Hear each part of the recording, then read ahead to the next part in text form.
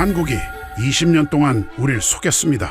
세계가 발칵 뒤집혔습니다. 주변국을 압박하던 중국과 러시아 함대가 갑자기 철수를 선택했기 때문입니다. 미국과 유럽의 대응에도 아랑곳하지 않았던 중국과 러시아의 긴급 후퇴. 처음에 미국은 그저 우연이라고 생각했습니다. 미국도 유럽도 그동안 해내지 못한 일이었기 때문이죠. 하지만 조사를 거듭할수록 모든 데이터들이 가리키는 방향은 딱 한 나라뿐이었습니다. 바로 대한민국이었죠. 도저히 납득할 수 없었던 미국은 곧장 합참 검증팀을 파견했습니다. 임무는 딱 하나. 그저 우연이었다는 것을 확인하는 것. 그러나 한국에 도착한 검증팀은 고작 6시간 뒤 임무를 포기할 수밖에 없었습니다. 한국이 초음속 미사일을 꺼냈습니다. 도대체 한국은 왜 20년을 숨겼고 이제서야 공개한 걸까요? 20년간 감춰온 이야기의 진실. 지금 시작합니다. 구독과 좋아요로 대한민국을 응원해주세요. 초음속 미사일을 가장 두려워하는 나라가 어딜까요? 중국이 아닙니다. 일본도 아니에요. 미국입니다. 정확히는 항공모함을 가장 많이 굴리는 나라죠. 저는 리처드 하트, 미국 합동참모본부 J2에서 해양 위협을 맡는 국장입니다. 22년째 이 바닥에 있었어요. 러시아 지르콘이 나왔을 때도, 중국 YJ-21이 공개됐을 때도 제가 보고서를 썼습니다. 웬만한 건 다 봤다고 생각했죠. 그런데 이번엔 출처가 예상 밖이었어요. 한국이었습니다. 보고서가 도착한 건 2025년 9월 18일이었습니다. 제목은 단순했어요. 장영실함 진수식 현장 캐니스터 표기 확인. 첨부된 사진을 열자마자 눈이 멈췄습니다. 원통형 캐니스터가 여러 개 배치돼 있었는데 그중 하나에 선명한 표기가 찍혀 있었어요.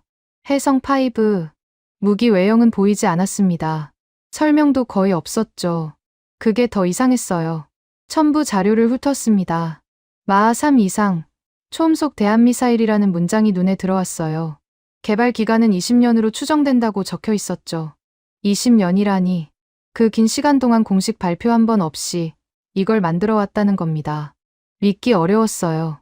우리 정보망이 놓친 게 있다는 뜻이었으니까요. 화면을 다시 봤습니다. 캐니스터 배치가 우연처럼 보이지 않았어요. 의도적이었습니다. 보여주려고 놓은 거였죠. 그런데 왜 설명은 없었을까요? 보통은 반대입니다. 새 무기를 공개하면 성능을 자랑하고 수치를 나열하고 언론에 브리핑을 하죠. 한국은 그 반대로 갔어요. 보여줄 건 보여주고 말은 아꼈습니다. 그 방식이 마음에 걸렸어요. 전화벨이 울렸습니다. 토머스 브레너였어요. 의회 예산 방위 보좌 라인에서 일하는 사람이죠. 목소리가 날카로웠습니다. 하트 국장, 그 한국 건 봤소? 방금 열어봤습니다. 의회 쪽에서 벌써 문의가 들어왔어요. 위협 평가에 반영할 거냐고. 근거가 뭐냐고. 저는 잠시 말을 멈췄습니다. 근거라. 아직 확인된 건 사진 한 장과 표기 하나뿐이었어요. 그걸 근거라고 부르기엔 부족했죠. 하지만 무시하기엔 찜찜했습니다. 확인 중입니다. 결론 내리기엔 이릅니다. 브레너의 한숨이 들렸어요. 하트 국장. 근거 없이 위협을 키우면 안 됩니다. 예산 라인에서 가만 안 있을 거예요. 작년에 중국 극초음속 건으로 이미 한 번 되었잖소. 그 말에 속이 불편해졌습니다. 작년 일을 끌어오다니. 그때도 저는 경고했고 무시당했고 결국 제 말이 맞았어요. 하지만 예산은 이미 다른 데로 갔죠. 브레너는 그걸 되었다고 표현하는 겁니다. 누가 된 건지 모르겠더군요. 알겠습니다. 신중하게 처리하죠. 전화를 끊고 나서도 불쾌함이 가시지 않았습니다. 브레너 같은 사람들은 항상 똑같아요. 위협이 현실이 되기 전까지는 과장이라고 하고 현실이 되고 나면 왜 미리 대비 안 했냐고 따지죠. 저는 그 사이에서 버텨야 하는 사람이었습니다. 1시간쯤 지났을까요? 사라 윌킨스에게서 연락이 왔습니다. 주한미국 대사관 국방무관실 실무였어요. 현장 상황을 가장 가까이서 보는 사람이죠. 국장님, 진수식 건으로 연락드렸습니다. 사라, 현장 분위기가 어땠소? 보안이 상당히 빡빡했어요. 공개 범위가 철저하게 통제됐습니다. 외형은 거의 안 보여줬고 표기만 읽을 수 있는 정도였어요. 설명은요? 거의 없었습니다. 브리핑도 형식적이었어요. 질문을 받지 않았습니다. 저는 메모를 하며 물었습니다. 그 방식이 어떻게 느껴졌소? 숨기는 건지 아니면 다른 의도가 있는 건지. 사라가 잠시 뜸을 들였어요. 솔직히 말씀드리면 숨기는 느낌은 아니었습니다. 보여줄 건 정확히 보여줬어요. 다만 그 이상은 안 준 거죠. 필요한 만큼만. 그게 오히려 자신감처럼 느껴졌습니다. 그 말이 머릿속에 남았습니다. 필요한 만큼만. 자신감. 사라의 판단이 맞다면 한국은 떠벌릴 필요가 없는 상태라는 뜻이었어요. 이미 준비가 끝났다는 신호일 수 있었죠. 전화를 끊고 나서 보고서를 다시 읽었습니다. 마, 3 이상. 20년 잠수함 어뢰발사관 발사 가능. 수상함, 지상, 심지어 전투기까지 운용 범위로 언급돼 있었어요. 사실이라면 계산이 달라지는 수준이었습니다. 서해 접근 시나리오 전체를 다시 짜야 할 수도 있었죠. 그런데 내부 반응은 달랐습니다. 오후에 올라온 메모를 보니 벌써 누군가 의견을 달아놓았더군요. 행사 연출 가능성 높음, 실전 배치 여부 미확인, 과대 해석 주의. 짧은 문장이었지만 방향이 정해져 있었습니다. 위협을 축소하려는 쪽이었어요. 화가 났습니다. 아직 확인도 안 했으면서 벌써 결론을 내리다니. 이게 우리 조직의 습관이었어요. 불편한 정보는 일단 깎아내리고 나중에 문제가 터지면 그때 가서 수습하죠. 저는 그 방식이 싫었습니다. 그래서 22년을 버텨온 거였어요.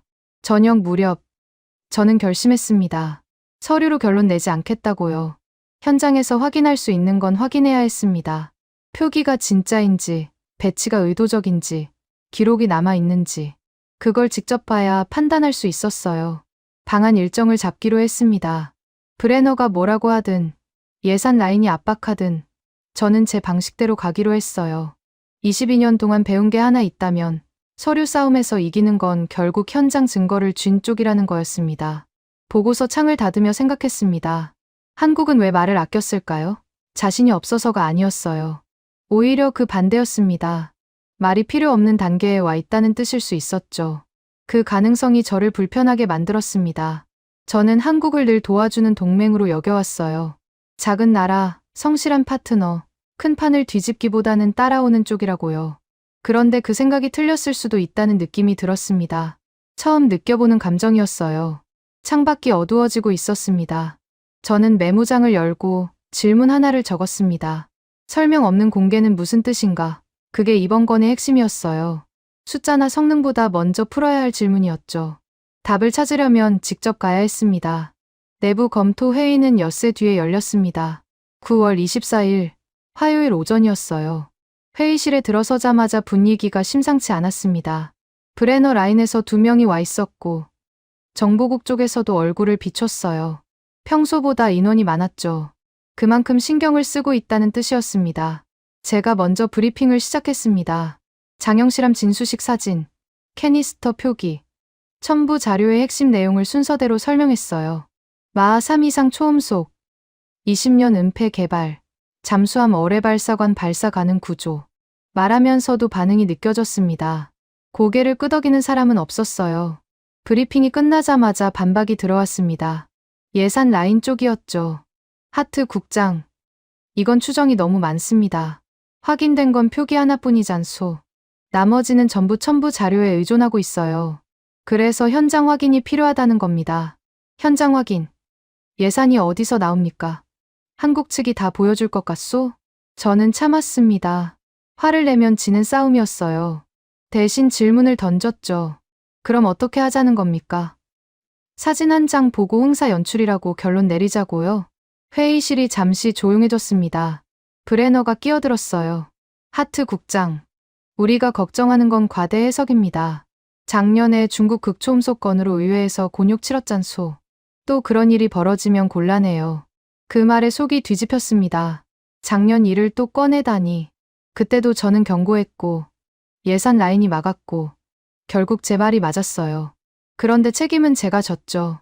브레너는 그걸 알면서도 같은 패턴을 반복하고 있었습니다. 브레너 씨, 저는 과대 해석을 하자는 게 아닙니다. 확인하자는 겁니다. 확인도 안 하고 축소하는 게 더 위험해요. 브레너의 눈이 차가워졌습니다. 하지만 더 밀어붙이진 않았어요. 회의록에 남을 말이었으니까요. 회의는 결론 없이 끝났습니다.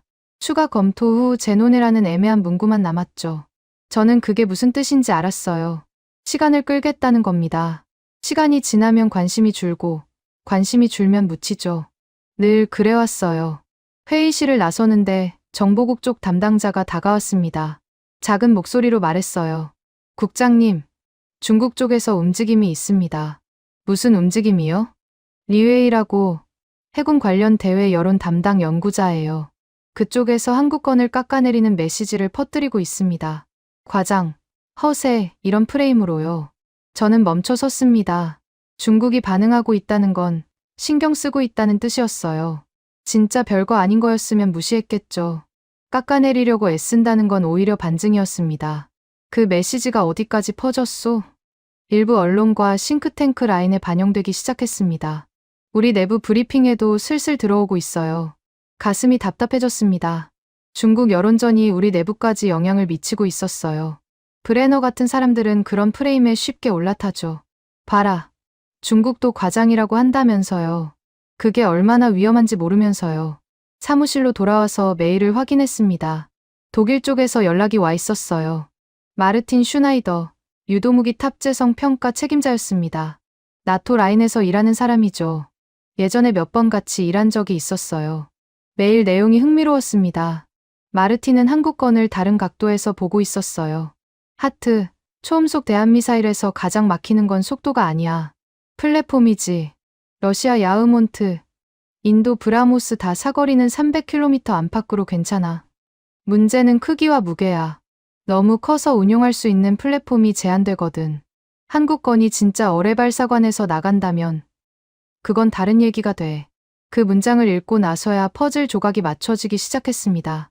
저는 속도에만 집중하고 있었어요. 마하 3이 얼마나 빠른지, 요격이 가능한지. 그런데 마르틴은 다른 걸 보고 있었죠. 어디서 쏠 수 있느냐. 그게 진짜 핵심이었습니다. 야흐몬트나 브라모스는 덩치가 컸어요. 길이가 8m 이상이고 무게도 2톤에서 3톤급이었죠. 그래서 수상함이나 지상 발사대에서만 쏠 수 있었습니다.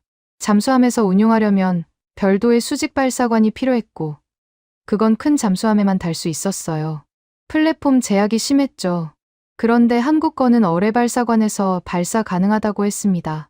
어뢰발사관은 직경이 530mm 안팎이에요. 거기서 나간다는 건 미사일 크기가 그 안에 들어간다는 뜻이었죠. 작다는 겁니다. 초음속을 유지하면서 작게 만들었다면 그건 기술적으로 대단한 거였어요. 마르틴에게 답장을 보냈습니다. 추가 자료가 있으면 공유해 달라고요. 그리고 회의록에 남길 문장 하나를 부탁했습니다.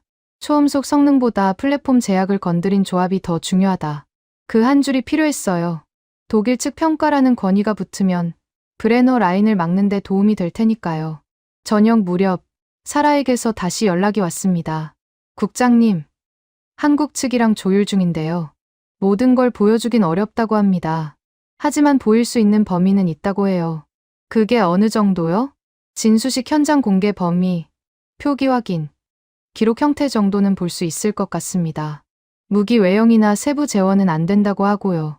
충분했습니다. 저는 외형을 보러 가는 게 아니었어요. 표기가 진짜인지, 배치가 의도적이었는지, 기록이 존재하는지, 그걸 확인하면 됐습니다.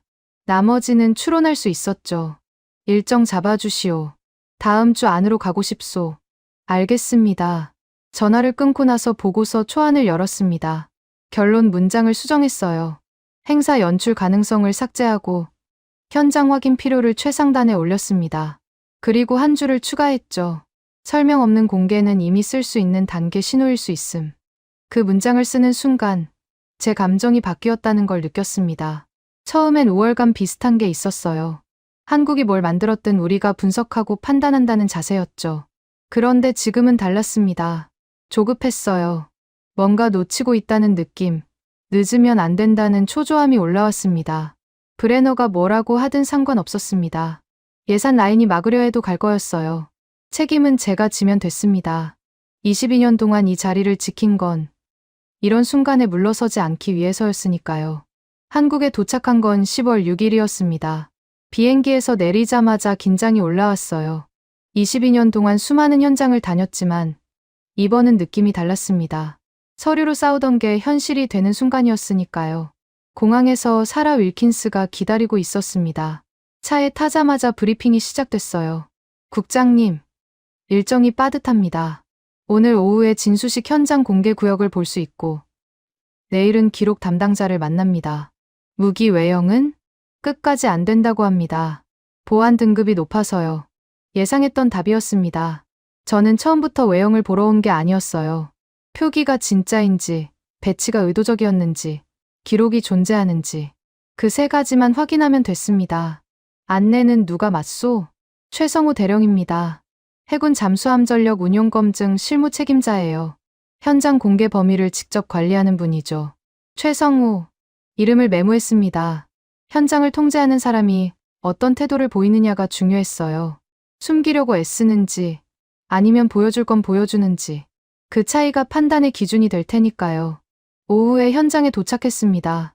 장영실함 진수식이 열렸던 조선소였어요. 입구부터 보안선이 촘촘했습니다. 신원 확인을 3번이나 거쳤죠.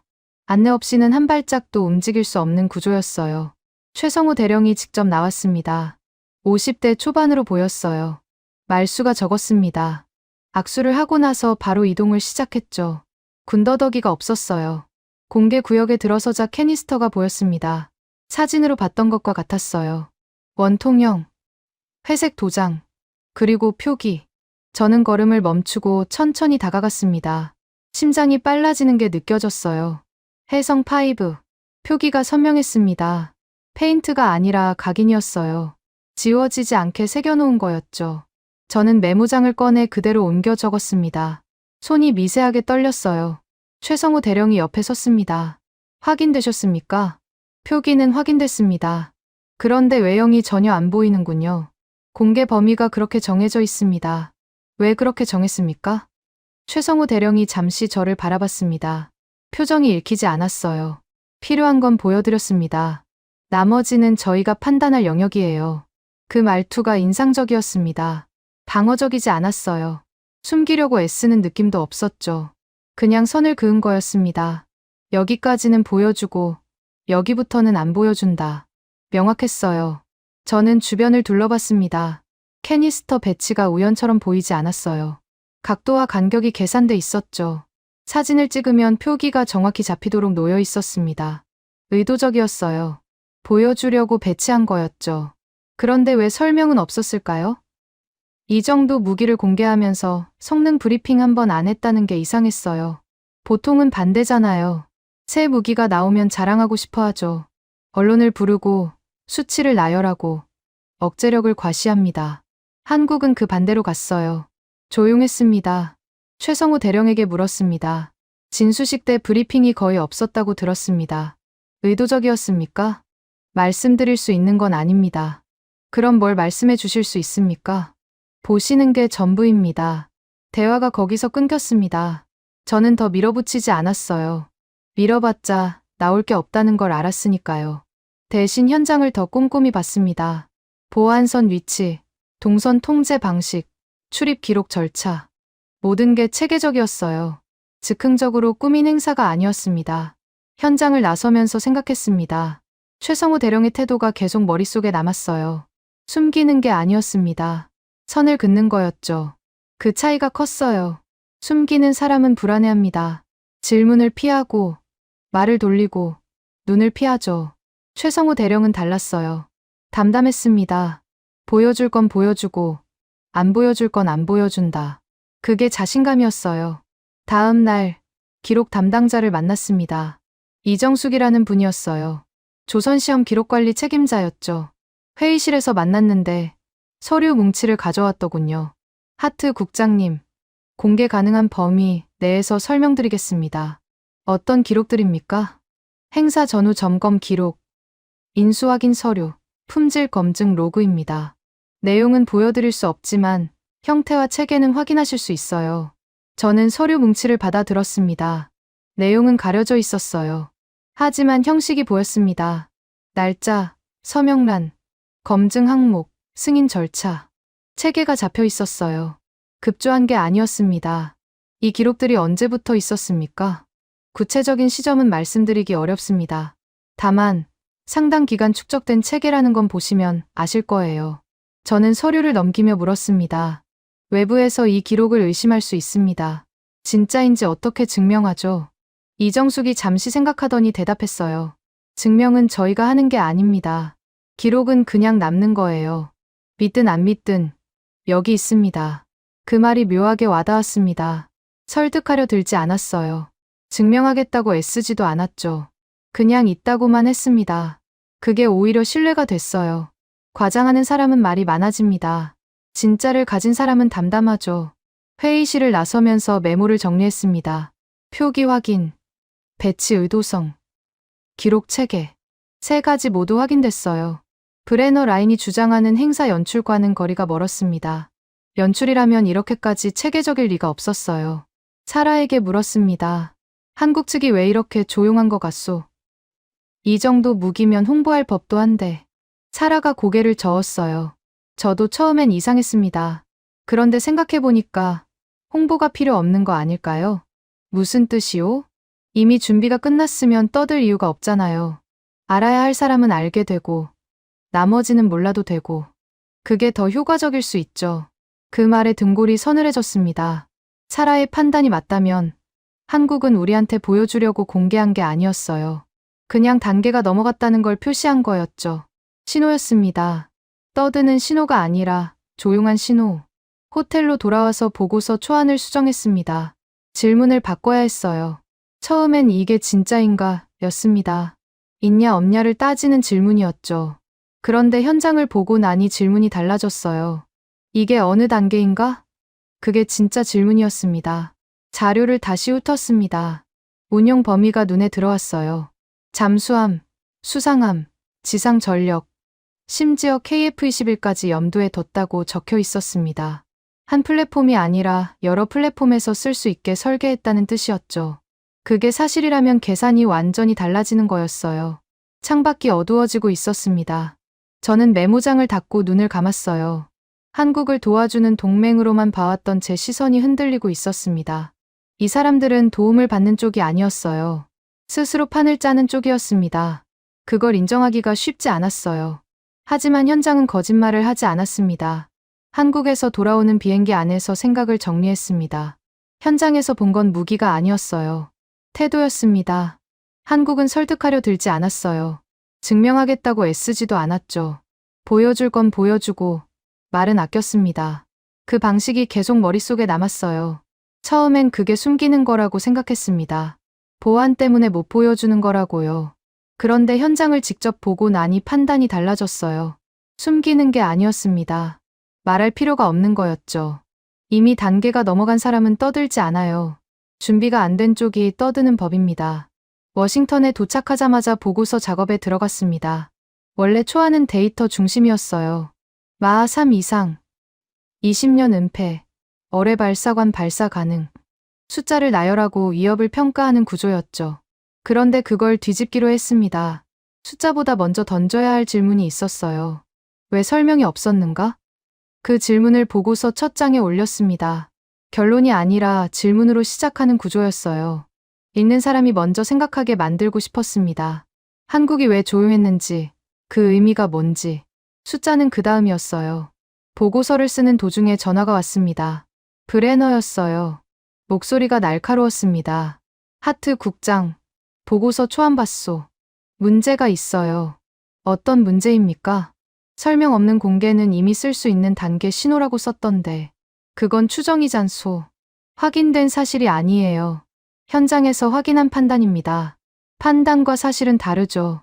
의회에 올라가면 근거를 물을 겁니다. 추정으로 바꾸시오. 속이 뜨거워졌습니다. 브레너는 현장에 가보지도 않았어요. 사진 한 장 안 봤죠. 그런데 제 문장을 깎으려 들었습니다. 늘 그랬어요. 책상에 앉아서 위험을 추소하고 나중에 문제가 터지면 책임은 현장 사람한테 넘기죠. 브레너 씨, 저는 22년째 이 일을 하고 있습니다. 현장에서 본 걸 보고서에 쓰는 거예요. 추정으로 바꾸면 의미가 달라집니다. 그럼 책임은 국장이 지는 거요? 늘 그래왔습니다. 전화가 끊겼습니다. 손이 떨렸어요. 분노 때문이었습니다. 브레너 같은 사람들이 이 조직을 망치고 있었어요. 위험을 직시하지 않고 체면과 예산만 생각하죠. 그러다 진짜 문제가 터지면 왜 미리 안 알렸냐고 따집니다. 저는 그 패턴을 너무 많이 봐왔어요. 보고서로 돌아왔습니다. 브레너의 요구를 무시하기로 했어요. 추정이라는 단어는 쓰지 않았습니다. 대신 근거를 더 촘촘하게 채웠죠. 현장에서 본 것들, 표기 확인, 배치 의도성, 기록 체계. 하나하나 연결해서 논리를 만들었습니다. 그때 사라에게서 연락이 왔어요. 국장님, 박기철이라는 분 기억하시나요? 누구요? 잠수함 무장 발사 체계 현장 기술 책임자입니다. 진수식 현장에서 뒤쪽에 계셨던 분이에요. 직접 만나진 못하셨죠. 기억이 났습니다. 최성우 대령 옆에 서 있던 사람이었어요. 말없이 현장을 지켜보던 인물이었죠. 그분이 왜요? 흥미로운 얘기를 들었습니다. 그분이 이 프로젝트를 27년째 맡고 있대요. 처음부터 끝까지. 27년. 그 숫자가 머릿속에 박혔습니다. 한 사람이 27년 동안 한 프로젝트를 붙잡고 있었다는 거였어요. 중간에 다른 데로 가지 않고, 포기하지 않고, 묵묵히 버텼다는 뜻이었죠. 어떤 분이래요? 말이 거의 없대요. 회의에서도 필요한 것만 말하고, 나머지는 기록으로 남긴다고 합니다. 외부 압박이 들어와도 절차로 막는다고 하더군요. 절차로 막는다. 그 표현이 와닿았습니다. 과장하지 않고, 싸우지 않고, 그냥 절차를 지킨다. 그게 27년 동안 버틴 방식이었던 거죠. 저는 그런 사람을 존경합니다. 떠드는 사람보다 버티는 사람이 결국 이기거든요. 그분이 공개 범위도 정했대요. 외부에서 더 보여달라고 압박이 들어왔는데 절차상 안 된다고 막았다고 합니다. 그제야 퍼즐이 맞춰졌습니다. 진수식 현장의 그 절제된 공개 방식, 표기만 보여주고 외형은 숨긴 선택. 그게 박기철이라는 사람의 판단이었던 거예요. 필요한 만큼만 보여주고 나머지는 기록으로 남긴다. 그 원칙을 27년 동안 지켜온 거였죠. 저는 보고서 구조를 다시 손봤습니다. 논리 순서를 바꿨어요. 원래는 속도 크기 운용 범위 순서였습니다. 그걸 방식 임의 조건으로 재정렬했죠. 왜 말이 없었는가가 먼저고, 그게 무슨 뜻인가가 다음이고, 구체적인 숫자는 마지막이었습니다. 속도보다 방식이 먼저였어요. 마하 3이 중요한 게 아니었습니다. 마하 3을 만들어 놓고도 떠들지 않는 태도가 더 중요했죠. 그게 진짜 신호였어요. 저녁에 사라가 다시 연락을 줬습니다. 국장님, 내부 조정 라인의 현장 확인 완료 사실을 전달했습니다. 공식 채널로요. 반응이 어땠소? 일단 받아들였어요. 브레너 쪽에서 뭐라고 해도 현장 확인은 사실이니까요. 부정할 수가 없죠. 조금 안심이 됐습니다. 현장을 다녀왔다는 사실 자체가 무기였어요. 서류로만 싸우면 브레너 같은 사람들한테 밀립니다. 하지만 현장 증거가 있으면 달라지죠. 직접 봤다는 말은 추정한다보다 훨씬 무겁거든요. 그런데 문제가 또 생겼습니다. 중국 쪽 프레임이 다시 퍼지고 있었어요. 리웨이라는 연구자가 뿌린 메시지가 싱크탱크 보고서에까지 인용되기 시작했죠. 한국의 과장, 검증되지 않은 주장, 정치적 연출, 그런 표현들이 돌아다녔습니다. 화가 났습니다. 현장도 안 가본 사람들이 과장이라고 단정 짓고 있었어요. 중국 여론전에 놀아나는 거였죠. 그런데 우리 내부에서도 그 프레임을 받아들이는 사람들이 있었습니다. 브레너 라인이 대표적이었어요. 저는 보고서를 다시 열었습니다. 현장 확인 항목을 더 굵게 표시했어요. 볼드체로 바꾸고 위치도 올렸죠. 읽는 사람이 제일 먼저 보게 만들었습니다. 이건 추정이 아니라 확인이라고, 직접 가서 봤다고. 그걸 명확히 해야 했어요. 밤늦게까지 보고서를 다듬었습니다. 쓰면서 제 시선이 바뀌고 있다는 걸 느꼈어요. 처음엔 한국을 관리 가능한 변수로 봤습니다. 미국이 판을 짜고 한국은 그 안에서 움직이는 존재라고요. 그게 22년 동안의 습관이었죠.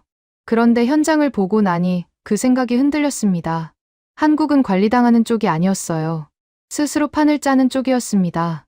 27년 동안 말없이 무기를 만들고 필요한 순간에 표기 하나만 보여주고 나머지는 기록으로 남기는, 그게 약한 나라의 방식이 아니었어요. 보고서 마지막 문단을 썼습니다. 다음 단계를 정리하는 부분이었죠.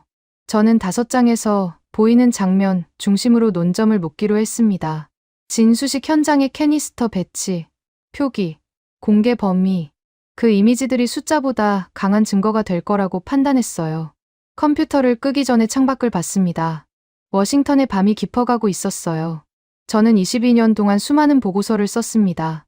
러시아, 중국, 북한, 이란, 위협을 분석하고 경고하는 게 제 일이었죠.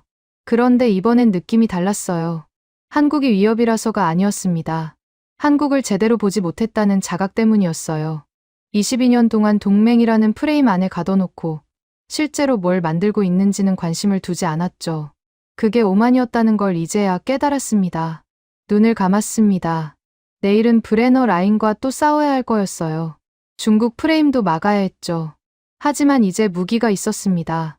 현장 확인이라는 무기, 그리고 왜 말이 없었는가라는 질문. 그 두 가지로 싸울 준비가 됐어요. 보고서의 핵심 페이지를 다시 구성했습니다. 숫자가 아니라 장면을 앞에 놓기로 했어요. 진수식 현장 사진, 캐니스터 배치, 표기 확인. 그 이미지들이 어떤 수치보다 강력한 증거가 될 거라고 판단했습니다. 사진을 다시 봤습니다. 원통형 캐니스터가 여러 개 놓여 있었어요. 각도와 간격이 우연처럼 보이지 않았죠. 계산된 배치였습니다. 카메라가 어디서 찍든 표기가 잡히도록 설계돼 있었어요. 해성5라는 글자가 선명하게 읽혔습니다. 외형은 숨겼지만 표기는 숨기지 않았어요. 그게 의도였죠. 처음엔 그 방식이 이상하게 느껴졌습니다. 왜 외형은 숨기면서 표기는 보여줬을까요? 홍보하려면 둘 다 보여주는 게 효과적이잖아요. 그런데 한국은 반대로 갔습니다. 보여줄 건 딱 하나, 표기뿐이었어요. 생각할수록 그게 더 영리한 방식이었습니다. 외형을 공개하면 분석당하죠. 크기를 재고, 구조를 추정하고, 약점을 찾으려 들어요. 그런데 표기만 보여주면 추측만 가능합니다. 있다는 건 알지만 어떻게 생겼는지는 모르죠. 그 불확실성이 오히려 억제력이 됐어요. 사라에게서 추가 정보가 왔습니다. 박기철에 관한 내용이었어요. 국장님, 박기철 책임자 건으로 더 알아봤습니다. 진수식 공개 범위를 정한 게 그분이래요. 어떤 기준으로 정했대요? 외부에서 더 보여달라고 압박이 들어왔는데 절차상 안 된다고 막았답니다. 보안 규정을 근거로 선을 그었대요. 저는 메모를 하며 물었습니다. 반발은 없었소? 있었죠. 위에서도 압박이 들어왔대요. 국제 행사인데 너무 폐쇄적이라고. 그런데 박기철 책임자가 안 움직였답니다. 기록으로 남을 일이니 절차대로 가겠다고 했대요. 그 말이 깊이 와닿았습니다. 기록으로 남을 일이니 절차대로 가겠다. 27년을 버틴 사람의 원칙이었어요. 압박이 들어와도 흔들리지 않고 자기 기준을 지키는 방식. 그게 결국 신뢰가 되는 거였죠. 최성우 대령의 태도도 다시 떠올랐습니다. 현장에서 만났을 때 그분도 비슷했어요. 말이 적었고 선이 명확했죠. 보여줄 건 보여주고 안 보여줄 건 안 보여준다. 담담하게 그 원칙을 지켰습니다. 박기철과 최성우 두 사람이 같은 방식으로 움직이고 있었어요. 그게 우연이 아니었죠. 조직 전체가 그렇게 훈련돼 있었던 겁니다. 저는 보고서에 그 장면을 넣기로 했습니다. 숫자 대신 태도를 쓰기로 한 거예요.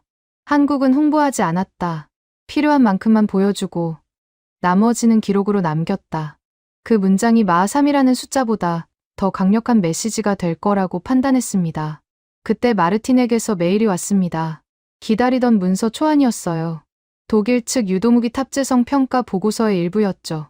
첨부 파일을 열자마자 눈이 멈췄습니다. 초음속 대한미사일에서 성능보다 중요한 건 플랫폼 제약이다.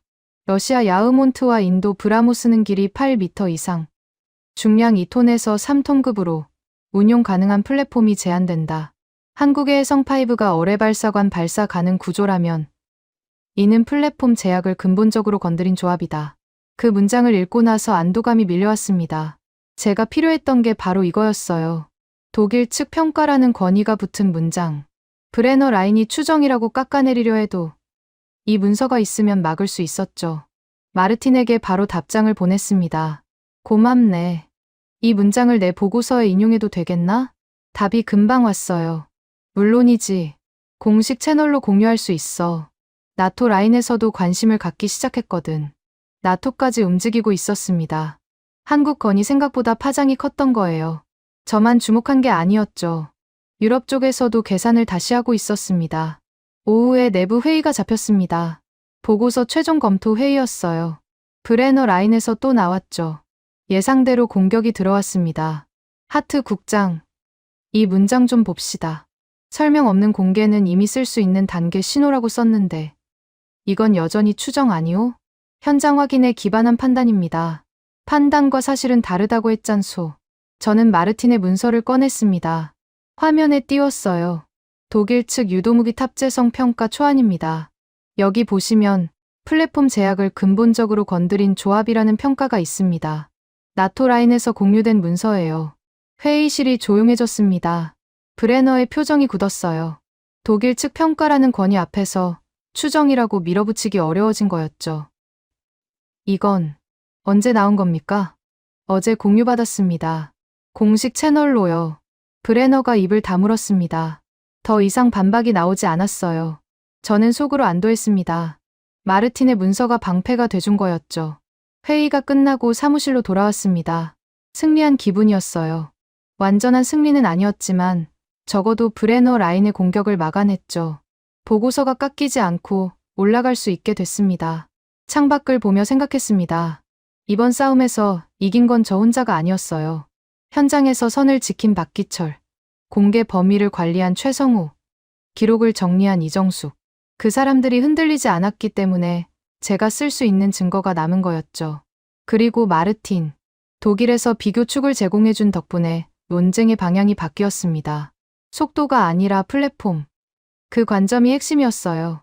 야흐몬트나 브라모스가 왜 제약을 받는지, 해성5가 왜 다른지, 그 차이를 명확하게 보여주는 문장이었죠. 보고서를 마무리하면서 다음 단계를 정리했습니다. 6장에서는 조건을 붙이기로 했어요. 구체적인 재원과 운용 범위, 그걸로 결론을 굳히는 거였죠. 가능성이 아니라 사실로 만드는 작업이었습니다.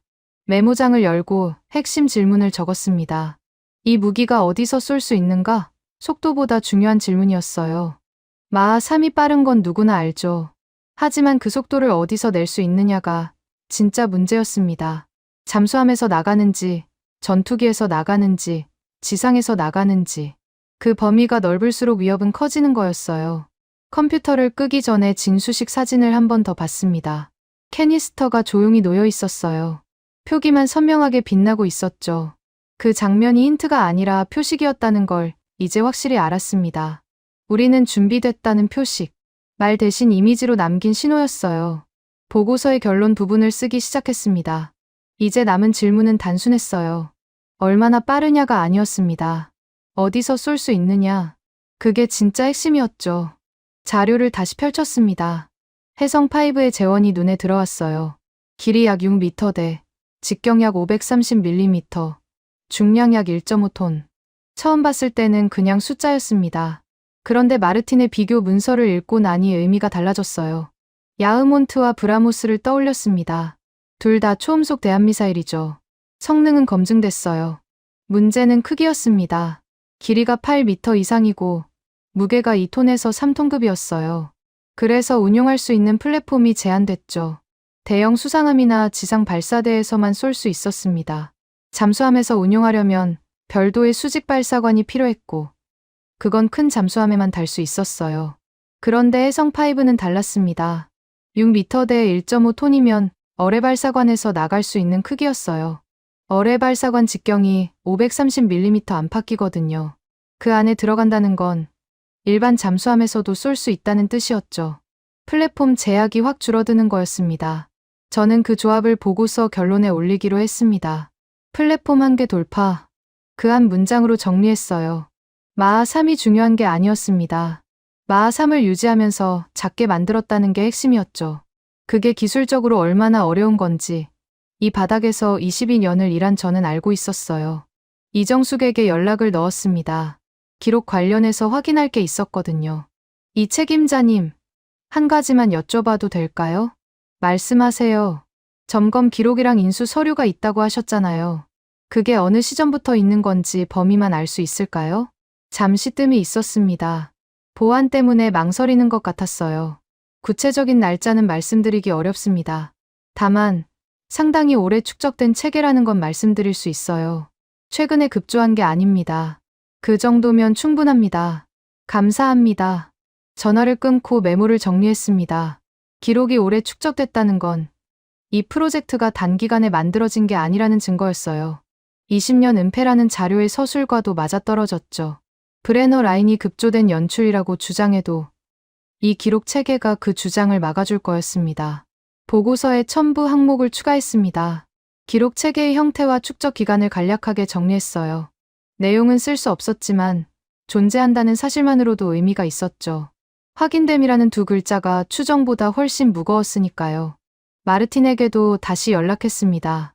비교 문장을 좀 더 정리해 달라고 부탁했어요. 마르틴, 야흐몬트랑 브라모스의 한계를 한 줄로 요약해 줄 수 있나? 초음속은 대형이라는 상식의 한계지.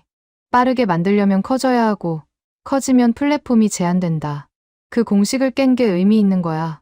그 문장 그대로 써도 되겠나? 물론이지. 저는 그 문장을 보고서에 넣었습니다. 결론 직전에 배치했어요. 읽는 사람이 숫자를 보기 전에 먼저 맥락을 이해하도록 만들었죠. 왜 6m가 중요한지, 왜 1.5톤이 의미 있는지, 그 배경을 먼저 깔아놓는 거였습니다. 결론 문장을 썼습니다. 여러 번 고쳐 썼어요. 처음엔 한국의 기술력이 예상을 뛰어넘었다고 적었습니다. 그런데 그건 칭찬이었어요. 칭찬은 보고서에 어울리지 않았죠. 제가 할 일은 칭찬이 아니라 판단이었습니다. 문장을 바꿨습니다. 해성5의 조합은 기존 초음속 대한미사일의 플랫폼 제약을 근본적으로 건드린다. 잠수함, 수상함, 지상전력, 전투기까지 운용 범위가 확장될 경우 서해 접근 계산은 재검토가 필요하다. 그게 제가 쓸 수 있는 가장 냉정한 문장이었어요. 한국을 칭찬하지 않았습니다. 대신 계산이 바뀌었다고만 썼죠. 그게 더 강력한 메시지였어요. 칭찬은 감정이지만 계산 변경은 사실이니까요. 저녁에 브레너에게서 전화가 왔습니다. 목소리가 예전보다 누그러져 있었어요. 하트 국장, 보고서 최종본 봤소. 독일 측 문서까지 붙였더군. 필요한 근거라고 판단했습니다. 의회에서 질문 들어오면 답변할 수 있겠소? 네. 현장 확인과 외부 평가 두 가지 축으로 답변할 수 있습니다. 브레너가 잠시 말을 멈췄습니다. 그리고 뜻밖의 말을 했어요. 국장 판단이 맞을 수도 있겠소. 이번 거는 그 한마디가 묘하게 와닿았습니다. 브레너가 인정한 건 아니었어요. 맞을 수도 있다는 건 여전히 유보적인 표현이었죠. 하지만 공격을 멈춘 건 분명했습니다. 그 정도면 충분했어요. 전화를 끊고 나서 보고서를 다시 읽었습니다. 처음부터 끝까지 훑어봤어요. 질문으로 시작해서 조건으로 끝나는 구조였습니다. 왜 설명이 없었는가로 시작하고 플랫폼 한계 돌파로 끝나는 흐름이었죠. 숫자는 3개만 남겼습니다. 길이 6m대, 직경 530mm, 중량 1.5톤. 그 이상 나열하지 않았어요. 브레너 라인이 숫자를 물고 늘어지면 끝이 없거든요. 핵심만 남기고 나머지는 뺐습니다. 창밖이 어두워지고 있었습니다. 저는 의자에 기대어 생각했어요. 한국 측의 말 아낌이 결과적으로 제 보고서 품질을 높였다는 걸 깨달았습니다. 만약 한국이 떠들었다면 어땠을까요? 성능을 자랑하고 수치를 나열하고 언론에 브리핑했다면요. 그랬으면 오히려 과장이라는 프레임에 걸렸을 거예요. 중국 여론전에 더 쉽게 당했겠죠. 그런데 한국은 조용했습니다. 표기 하나만 보여주고 말을 아꼈어요. 그래서 제가 직접 가야 했고 현장에서 확인해야 했죠. 그 과정이 오히려 증거를 단단하게 만들었습니다. 추정이 아니라 확인이 됐으니까요. 존중이라는 감정이 올라왔습니다. 박기철, 최성우, 이정숙. 그 사람들의 방식이 결국 옳았던 거였어요. 떠들지 않고 절차를 지키고 기록을 남기는. 그게 27년 동안 쌓인 신뢰였죠. 저는 그 신뢰를 빌려서 보고서를 완성한 거였습니다. 메모장을 열고 7장 계획을 적었습니다. 다음 단계는 외부 문서에 남는 형태로 마무리하는 거였어요. 제 보고서가 회의록에 올라가고 공식 평가에 반영되고 조직의 언어가 바뀌는 것. 그게 최종 목표였습니다. 컴퓨터를 끄기 전에 결론 문장을 한 번 더 읽었습니다. 계산은 재검토가 필요하다. 그 한 문장이 제가 할 수 있는 전부였어요. 나머지는 조직이 판단할 몫이었죠. 저는 증거를 모으고 정리하는 사람이었습니다. 결정은 다른 사람들이 내리는 거였어요. 하지만 한 가지는 확실했습니다. 이 보고서가 올라가면 한국이라는 단어의 무게가 달라질 거였어요. 도와주는 동맹이 아니라 계산에 넣어야 할 변수로 바뀌는 거죠. 그게 제가 만들어낸 변화였습니다. 보고서가 정식 회의 안건으로 상정됐습니다. 10월 10일 목요일 오전이었어요. 합참 내부 위협평가 회의였죠. 저는 회의실에 들어서면서 긴장을 느꼈습니다.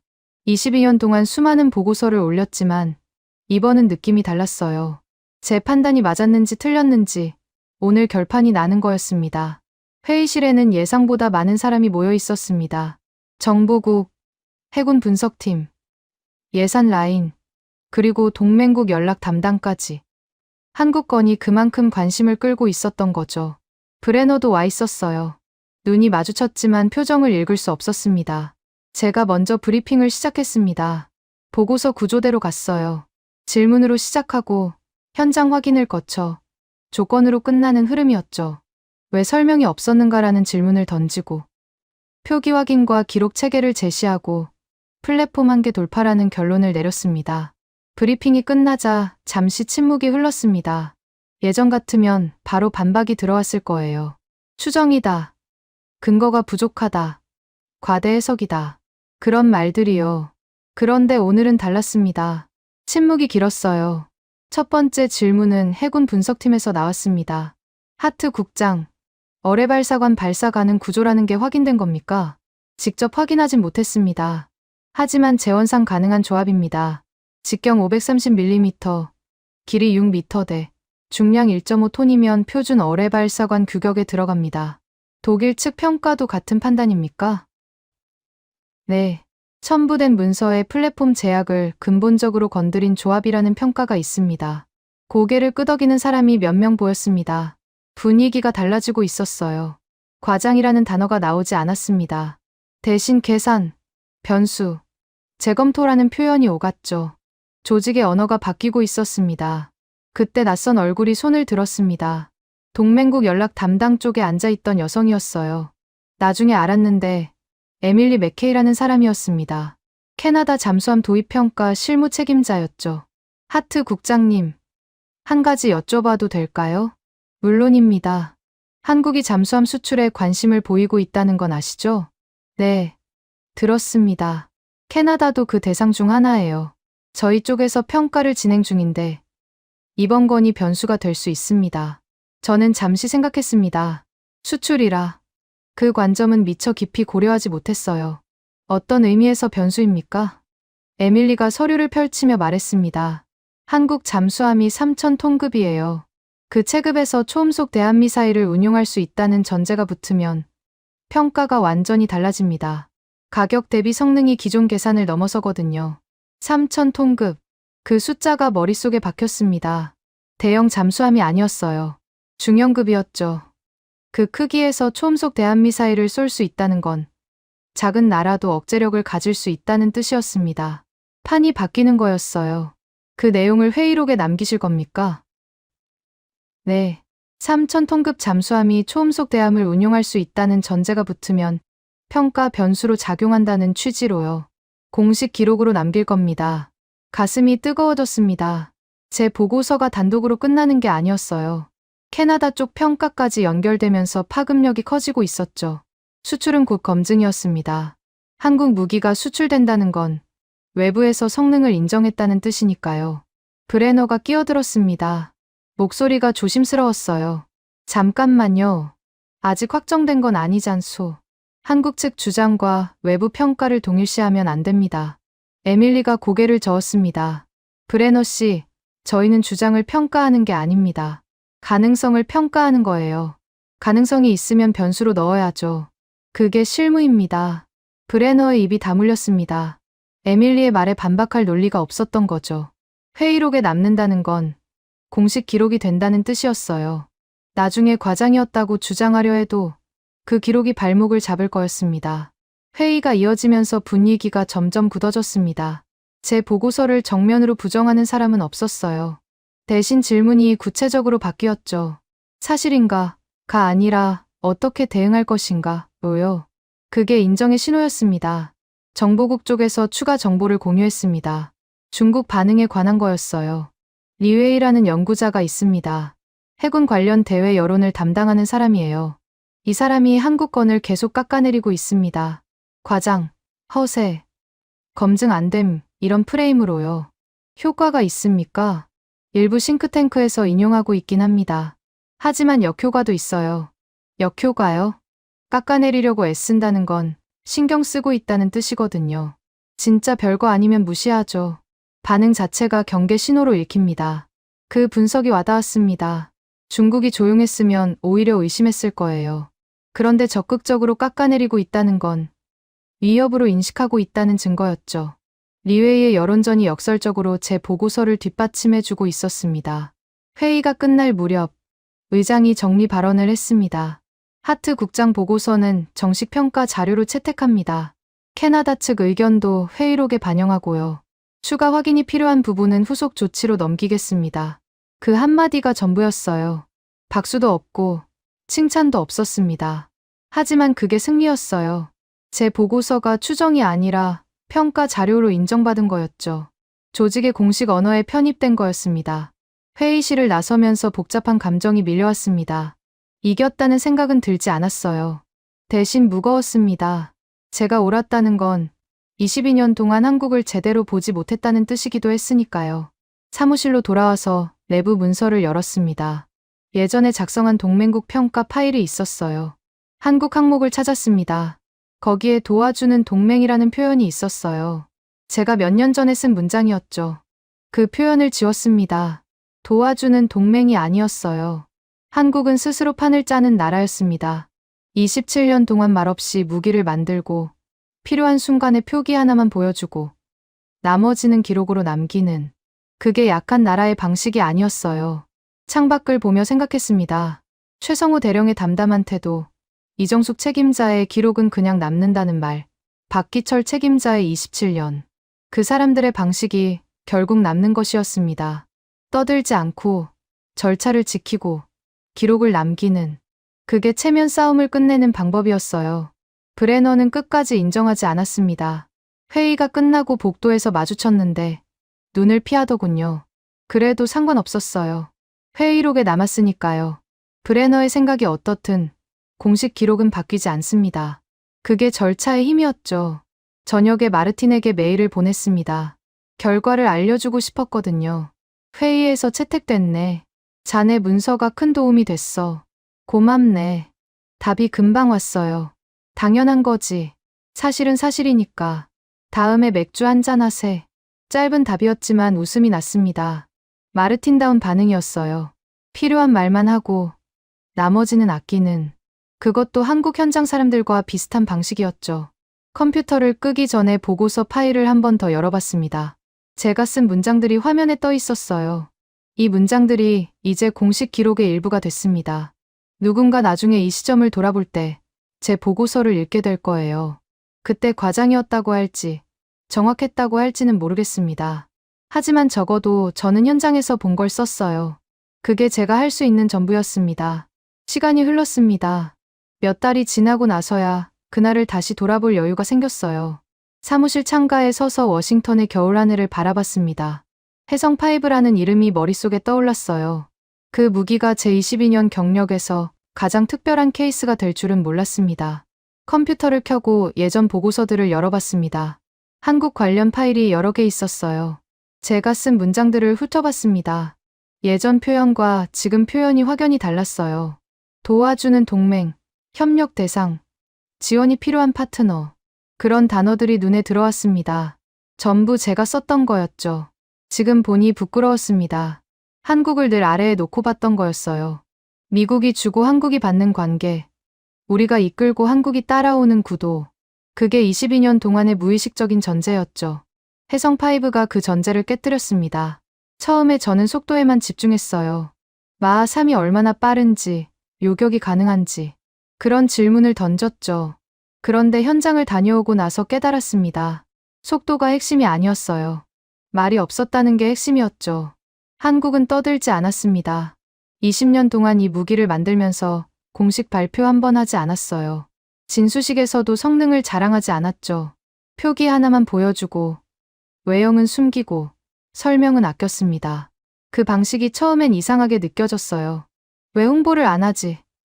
이렇게 대단한 걸 만들어 놓고? 지금은 압니다. 홍보가 필요 없었던 거였어요. 준비가 끝난 사람은 떠들지 않습니다. 준비가 안 된 쪽이 떠드는 법이죠. 한국은 그걸 알고 있었던 겁니다. 설명 없는 공개가 오히려 강한 신호라는 거요. 박기철이라는 이름이 떠올랐습니다. 27년 동안 한 프로젝트를 붙잡고 있던 사람이었죠. 직접 만나지는 못했지만 사라에게 들은 이야기만으로도 충분히 알 수 있었어요. 말이 적고 절차를 지키고 기록으로 남기는 사람. 외부 압박이 들어와도 흔들리지 않는 사람. 그 사람의 선택들이 결국 신뢰가 됐습니다. 진수식에서 공개 범위를 정한 것도 박기철이었어요. 더 보여달라는 압박을 절차로 막았죠. 기록으로 남을 일이니 절차대로 가겠다. 그 한마디가 27년의 무게를 담고 있었습니다. 저는 그런 사람을 존경합니다. 떠드는 사람보다 버티는 사람이 결국 이기거든요. 박기철은 과장 대신 작동을 택했어요. 홍보 대신 기록을 택했죠. 그 선택들이 쌓이고 쌓여서 혜성5가 됐습니다. 표기 하나로 세계가 주목하는 무기가 된 거였어요. 이정숙 책임자도 생각났습니다. 기록 관리를 맡은 분이었죠. 만났을 때 인상적인 말을 했어요. 증명은 저희가 하는 게 아닙니다. 기록은 그냥 남는 거예요. 믿든 안 믿든 여기 있습니다. 그 담담함이 아직도 기억에 남아요. 이정숙의 기록 체계가 결국 논쟁을 끝냈습니다. 브레너 라인이 급조된 연출이라고 주장하려 했을 때 기록이 막아줬어요. 상당 기간 축적된 체계라는 사실이 추정을 확인으로 바꿔줬죠. 떠드는 말이 아니라 남는 기록이 승부를 결정한 거였습니다. 최성우 대령의 태도도 다시 떠올랐습니다. 현장에서 만났을 때 담담했어요. 보여줄 건 보여주고 안 보여줄 건 안 보여준다. 선이 명확했죠.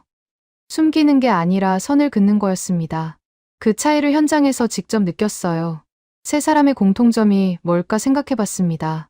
박기철, 최성우, 이정숙 모두 말이 적었어요. 과장하지 않았죠. 대신 절차를 지키고 기록을 남겼습니다. 그게 한국 방식이었던 거예요. 떠드는 대신 버티는 방식, 홍보 대신 증명하는 방식. 저는 그 방식을 배워야겠다고 생각했습니다. 22년 동안 보고서를 쓰면서 저도 모르게 떠드는 쪽에 가까워졌거든요. 위협을 강조하고 숫자를 나열하고 주목받으려 애쓰는. 그게 이 바닥의 습관이었죠. 하지만 한국은 달랐습니다. 조용히 만들고 필요한 순간에만 보여주고 나머지는 기록으로 남기는. 내부 문서를 열고 한국 항목을 수정했습니다. 관리 대상이라는 표현을 지웠어요. 대신 함께 계산할 파트너라고 썼습니다. 그게 더 정확한 표현이었어요. 한국은 관리당하는 나라가 아니었습니다. 스스로 판을 짜는 나라였죠. 그리고 결심했습니다. 앞으로 모든 해양 위협 평가에서 현장 증거 우선 원칙을 채택하기로요. 서류로 싸우면 브레너 같은 사람들한테 밀립니다. 하지만 현장에서 확인한 증거가 있으면 달라지죠. 이번 케이스가 그걸 증명했어요. 사라에게 전화를 걸었습니다. 오랜만이었어요. 사라. 그동안 수고 많았소. 국장님도요. 보고서 잘 마무리되셨다고 들었습니다. 자네 덕분이요. 현장 조율이 없었으면 불가능했을 거야. 저야 연결만 했죠. 국장님이 직접 가셔서 확인하신 거잖아요. 잠시 말을 멈췄습니다. 하고 싶은 말이 있었거든요. 사라, 한국 사람들 인상이 어땠소? 박기철 책임자나 이정숙 책임자 같은 분들. 솔직히요. 처음엔 답답했어요. 왜 이렇게 말을 안 하나 싶었죠. 그런데 나중에 보니까 이해가 됐습니다. 뭐가요? 말이 필요 없는 사람들이었어요. 할 일을 하고, 기록을 남기고, 결과로 보여주는. 그게 그분들 방식이더라고요. 그 말이 정확했습니다. 사라도 같은 걸 느낀 거였어요. 말이 필요 없는 사람들.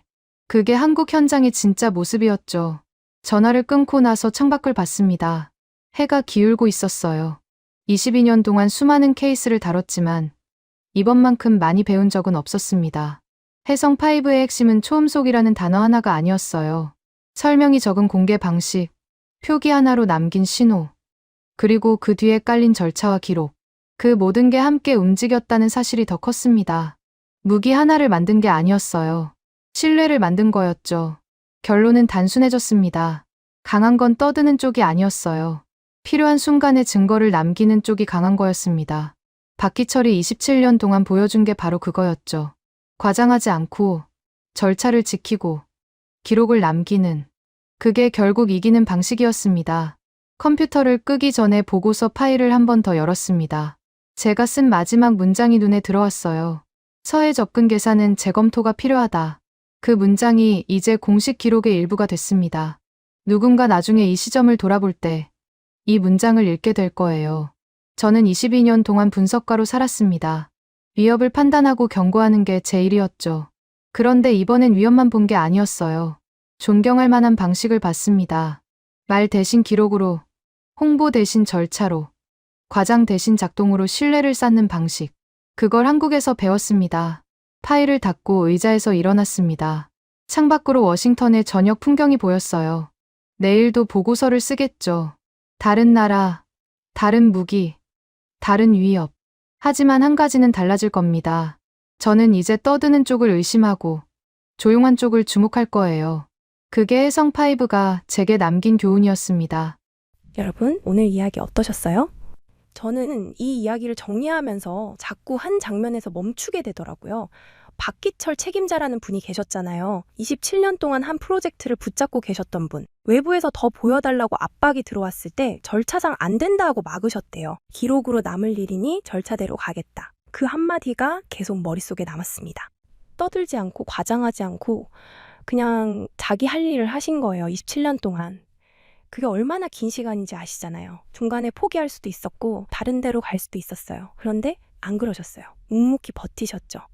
그래서 미국 분석관이 직접 날아와서 확인해야 했고 독일에서 평가 문서가 나왔고 캐나다까지 계산을 다시 하게 된 거예요.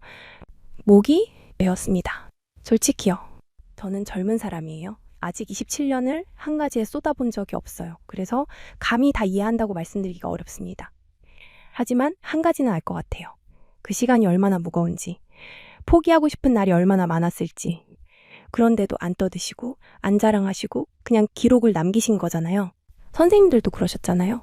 60년대, 70년대 서독 탄광으로 가셨던 분들 계시죠? 1000m 지하에서 석탄 캐셨어요. 햇빛 한번 못 보고 일하시다가 샤워실에서 시커먼 물이 콸콸 쏟아지는 거 보면서 울컥하셨다면서요. 그런데 그 돈 고스란히 고국으로 붙이셨잖아요. 가족한테, 나라한테.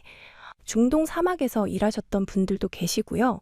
50도 넘는 열기 속에서 건설 현장 뛰셨잖아요. 물 한 모금이 그렇게 귀했대요.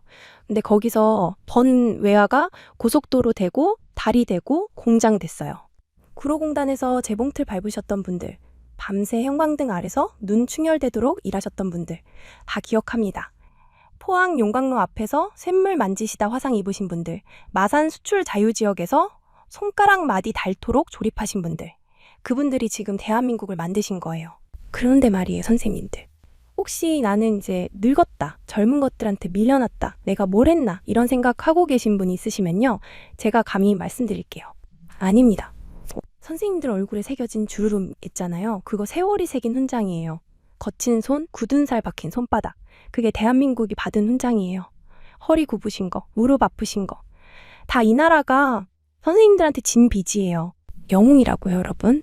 텔레비전에 나오는 사람만 영웅이 아니에요. 27년 동안 묵묵히 한 자리 지킨 박기철 책임자도 영웅이고, 탄광에서 석탄 캐신 선생님도 영웅이고, 새벽 버스 타고 공장 출근하셨던 선생님도 영웅이에요. 떠들지 않고, 과장하지 않고 자기 할 일 하신 분들. 그게 진짜 영웅이에요. 오늘 이야기에서 미국 분석관이 뭐라고 했는지 기억나시죠? 강한 건 떠드는 쪽이 아니다. 필요한 순간에 증거를 남기는 쪽이 강하다. 선생님들이 바로 그런 분들이에요. 평생 떠들지 않으셨잖아요. 자랑하지 않으셨잖아요. 그냥 일하시고 가족 먹여 살리시고 나라 세우신 거잖아요. 그게 증거예요. 선생님들이 남기신 증거. 저는요, 앞으로도 이런 이야기 계속 들려드리고 싶어요. 대한민국이 세계를 놀라게 한 이야기들. 선생님들 세대가 닦아놓으신 길 위에서 후배들이 어떻게 달리고 있는지. 그 이야기들을요, 저를 그냥 말동무라고 생각해 주세요. 친구라고 생각해 주셔도 돼요. 심심하실 때, 외로우실 때, 잠이 안 오실 때 저 찾아주시면 제가 이야기 들려드릴게요. 약속합니다. 아, 그리고 선생님들. 요즘 날씨가 많이 춥잖아요. 1월인데 영하로 뚝뚝 떨어지고 있어요. 외출하실 때 목도리 꼭 하시고요. 장갑도 끼세요. 손 시리면 혈압이 안 좋대요. 귀마개도 있으시면 하시고요. 귀도 추우면 두통 온답니다. 식사도 잘 챙겨 드셔야 해요.